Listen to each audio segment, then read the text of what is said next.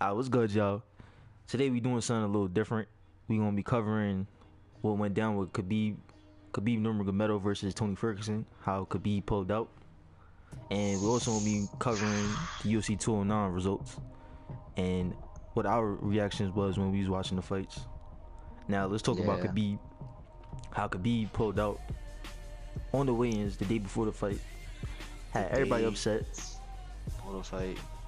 Now, what I was Um, finding fishy was how Khabib went to an unknown hospital instead of going to the hospital that the UFC normally provides, and that was the reason why the doctors had made him pull out. Now, had him go to the UFC hospital that they normally take the fighters to, he wouldn't have pulled out. yeah, They wouldn't have let they him pull said they out. could have saved him too. It's crazy. He pulled out an hour before. He went to the hospital an hour before Now, I'm not the gonna say wings. Khabib pulled out because he was scared, but it just seemed fishy to me how It he went to kind, the it unknown kind of like, hospital and they say he don't have to fight that day, and then the next day he goes on social media saying he's okay. Like, I don't understand how you sick one day, the next day right after the fight you all good after that. I don't understand that. that's what I'm saying. The thing about it, it's weird, man. I And like Khabib's Khabib, not but known for doing this is stuff the like this. third time he did this. I only get fighters 3 times, and if you fail me three Part in the times, airplane I'm flying gonna over my house judge once again, guys. If you need a you are flight, scared. hit my number, God. 718 underrated airlines, and use code name underrated if you need a flight. I got you guys. All right, back to the podcast. So Like yeah, I said, three the only person times, that get and away scared. pulling out fights is my boy Jose Aldo. That's the only person I let get away with that. The little Brazilian, you know what I mean? My favorite fighter of all time, the Get GOAT, away with it. aka the person that's come back from Conor McGregor head. Keep playing Conor, you running out the sport, but we coming for your ass. All right, back to the podcast. Let me stop joking around. All right, so how you feel about this, Marcus? About Khabib pulling out against Tony Ferguson? Man, you got me tight. When I saw Lando Veneta at the co-main event, had the most angriest face on. Oh man, I was supposed to be the greatest match in lightweight history. History. Now, I honestly think Tony Ferguson would have won that fight. And you know, Yeah, I was y'all picking all know Tony. I was picking Khabib at first. Y'all all know I was picking Khabib at first until he did this stupid shit, and I picked Tony Ferguson. And the reason why I My picked Tony confidence Ferguson built is because right I before know that Tony fight. Ferguson when he gonna be a better champion than Khabib. And the reason why I say that is because if we have Khabib as champion, he'll be cool. He'll be cool for the first couple of title defenses, but we gonna get tired of him eventually because all he do is just take people to the floor. Nobody gonna want to see taking people to the floor all the time. Now Tony Ferguson on the other hand, he's a complete fighter. He has stand up, he has ground game, he has submissions, he has everything. He can take the fight anywhere and finish him. That's the reason why. That's the reason why Tony Ferguson will make a better champion than Khabib. But I love both of them. I'm fans of both of them. So if they really do fight, I'm gonna have to pick Tony Ferguson, because I feel like Tony Ferguson will just stand up with him, just beat him. I think Tony Ferguson is gonna Now submit originally Conor why I McGregor was as gonna well. pick Khabib at first was because if Khabib gets him on the floor and lay him down, like I don't think Tony Ferguson gonna get up, because Khabib is too strong. The most he could do is try to go for that dog stroke like he normally does. I don't know, man. We'll never see that match though. Just saying. Streaming while I'm in class was good plug. What was I gonna say? Alright, so let's move We'll never over see to the the match. That's what I the said. UFC 209 card. Let's talk about the results and let's talk about our reactions. Now we only gonna be talking about the popular fights because I watched every single fight on this card, but like I don't remember half of the shit that went down. Like the fight pass prelims, I don't really remember what went down in the Albert Morales fight, but I do know he won by decision. Shout out to my boy Albert Morales. He replied to my tweet on Twitter. Good looking. And the Tyson Pedro versus Paul Craig. I remember the knockout. I just don't remember what round it was, and I don't remember how it happened. I think it happened on the cage. I think he was pounding him out on the cage. Yeah, that's what happened. He was pounding Paul Craig on the cage, and then he finished him. They stopped it. It wasn't a knockout. It was a TKO. Yeah, that was the one he was hyping up as the main event for Fight Pass prelims. Fight Pass prelims, right? Yeah. Now I'm gonna skip Mark Garbier, because I don't remember how that fight went down, but I know it was a decision because it says it right here. You can't pronounce these international names. Exactly. Stay tuned. We'll learn. So let's talk about the fight that had got the Performance of the Night award. Now we got Yuri Alcantara versus Luke Sanders. Now Luke Sanders was winning the whole entire fight. He was beating up Yuri. He was beating and then Yuri down. miraculously turned around and put him in a knee bar submission and finished him. That's why that fight got Performance of the Night. And I was screaming at my TV. I was like, ah! I mean, I was dumb hype. I ain't even screaming at ears like that, know what I mean? But I was too hype. I love submission. That was one of my favorite fights on the prelim card. Besides, you know that match was nasty because the Darren Elkins fight. Darren Elkins fight was also that was a knockout. That also got Performance of the Night award also because Darren Elkins he was losing the fights. That was the best comeback on the card. He was losing the fights and then I think it was that it says right here the end of round 3. Yeah, that's 1 minute 41 seconds. He had him on the cage. He rocked him and they kicked him and knocked him up. Oh, what Plug said in the chat? Underrated reacts. I ain't no reaction channel, man. Get that shit out of here, man. Stop playing with me, Plug. He rolled into a ball after he knocked him down. Yeah. Like he punched him in the head. He got rocked. He was knocked out when he got punched in the head, and we kicked him in the face. It just made it worse. He just curled up his head a ball. Yeah, like who was that again? He was undefeated too. Oh yeah, this guy. He's in UFC too. Mirsad Bektek. Something like that. Yeah. His colorful ass hair he had too. Thought that was gonna do something. Now, next fight we got on the main card. We got Alistair Overeem versus Mark Hunt.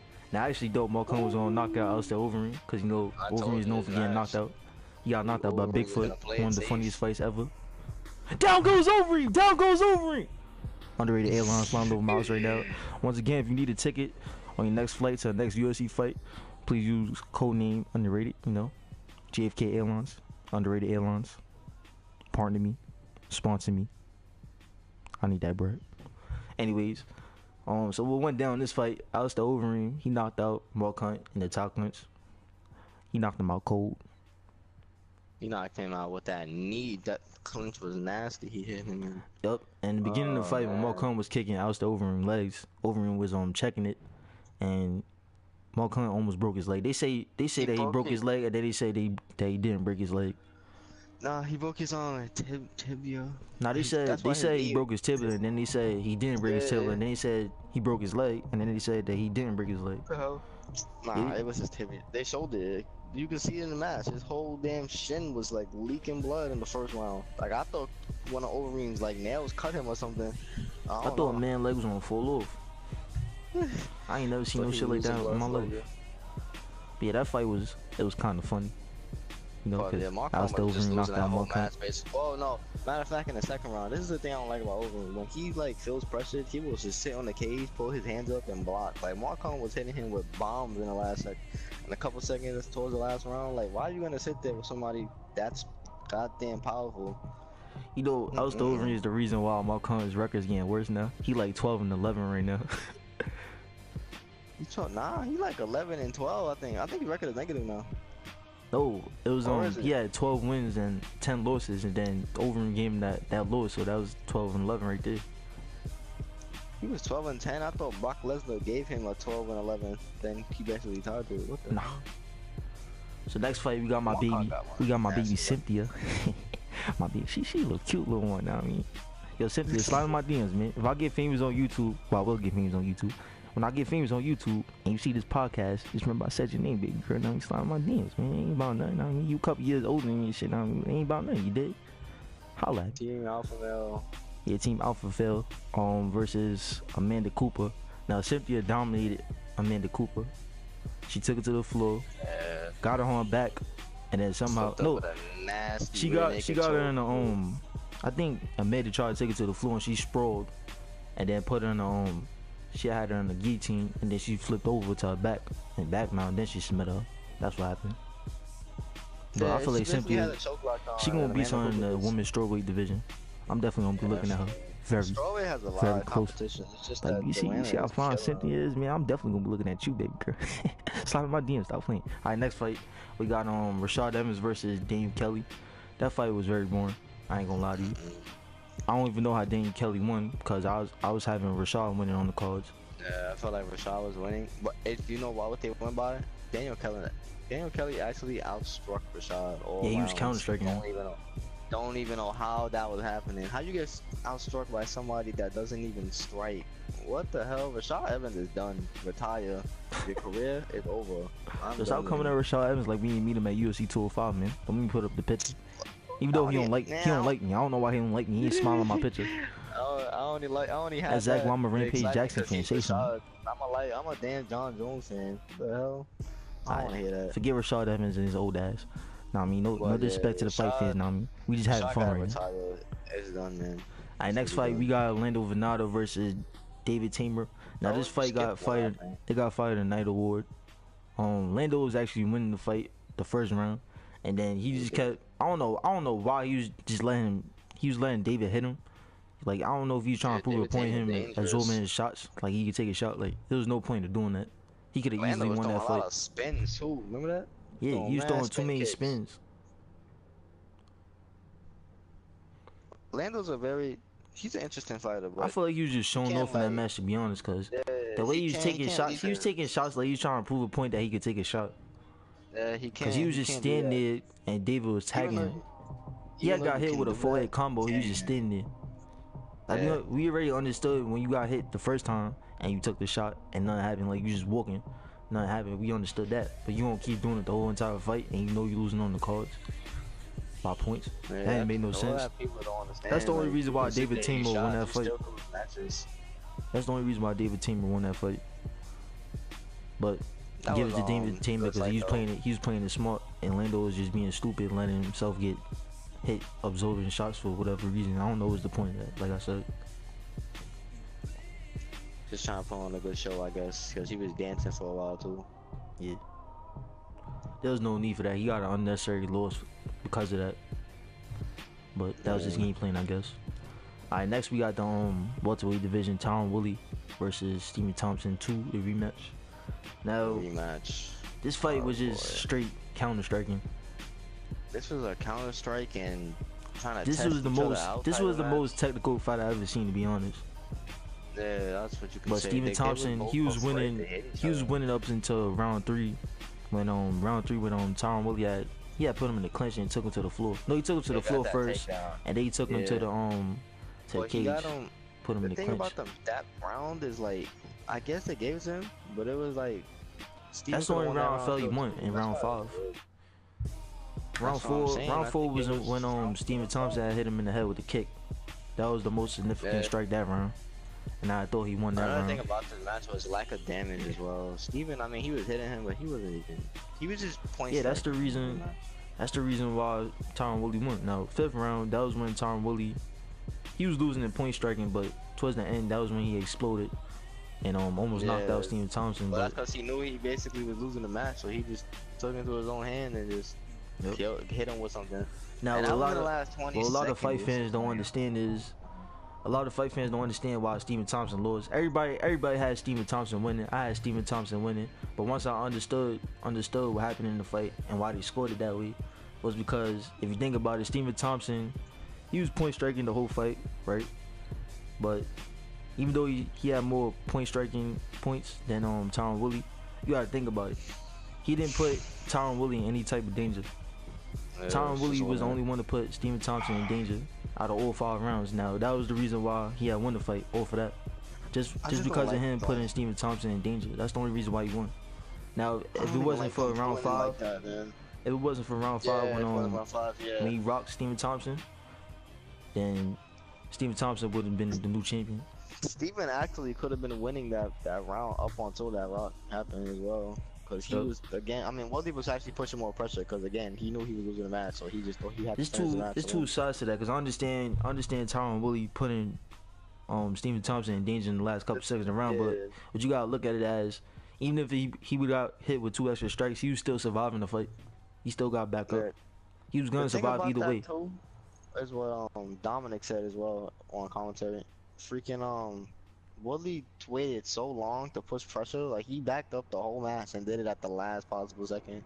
Why wait so long if you know you can put him in danger? DC said it too. Why is he playing it safe when he know he can do more? What I don't understand is the same reason in the first fight. He took him down that round, And then after that, he never took him down again. Like, all you had to do was take Stephen Thompson to the floor one time and just keep him on. Look how easily it was. Remember when he took him shot down his first takedown out the whole fight in round exactly. the rematch. This is why I'm saying he had him on the floor. He said he could do more. He didn't do it at all. He just backed up and took punches and lost rounds. What the hell? That was the easiest thing for him to do because he took him down the first time so easily, no problem. That's all he has to do. All you had to do was do that every round. And Steven was even if Stephen Thompson was getting back up like he did in the rematch, he got back up. But if you kept doing that each round, you would have been scoring takedowns, and that would have been more significant than Stephen Thompson's strikes. But I understand why Tyron Woodley won. I'm a fan of both of them. I wanted Stephen Thompson to win this fight because he deserves it, but unfortunately Tyron Woodley won. But I understood why he won, so I'll give him that. He got my respect. I'll let everybody know in this. I don't want to see a Stephen Thompson versus Wonder Boy. I mean, I don't want to see a Tyron Woodley versus Stephen Thompson 3. I don't want to see that rematch. I don't want to see that. Stephen Thompson said there's gonna be a rematch, but I don't want to see the third one because it's gonna be the same shit over and over. He said it's gonna happen down the line. He's not saying he wants it right away. He just took the loss. If that fight happened again, it's gonna happen when Tyron Woodley isn't champion, and it's gonna be a contender fight. Most likely, I see it as that too. It's most likely gonna be a contender fight for the belt, interim belt. Put it that way. I don't think for no damn interim title. There won't be no interim champions in welterweight unless Conor McGregor comes and violates the division. But anyway. Sir, we ain't talking about Conor McGregor thing. He's not important. That's the only perspective I can give you. He's in he's with Showtime now. He's not with the UFC. Sorry, he's trying to box me well. Keep him out here. Thank you. Bye guys, that was how we felt about Khabib Nurmagomedov, about him pulling out against Tony, and our reactions against that, and our predictions with what that fight would have been, and our reactions to UFC 209.